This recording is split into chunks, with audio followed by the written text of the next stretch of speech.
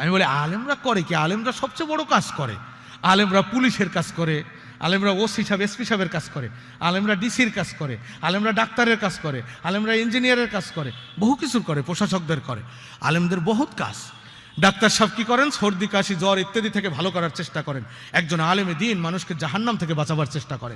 সর্দি কাশি থেকে মুক্তি দেওয়ার চেষ্টা একটা ভালো সেবা, এটারও অবদান আছে, কিন্তু জাহান্নামের আগুন থেকে বাঁচাবার চেষ্টা তার থেকে কত গুণ বেশি জরুরি। কি বলেন আপনারা? অনেক বেশি না? একজন ইঞ্জিনিয়ার সাহেব টাকা দিয়েছেন তারপরে বিল্ডিং এর নকশা দিয়েছেন, ইট বালু সিমেন্ট কিনে দেন নাই, এমনকি নকশাটাও তিনি বিনা টাকা দেন নাই। একজন ইঞ্জিনিয়ার আপনাকে একটু বিল্ডিং বানাতে সহায়তা করে আপনাকে একটু আরাম পৌঁছালেন।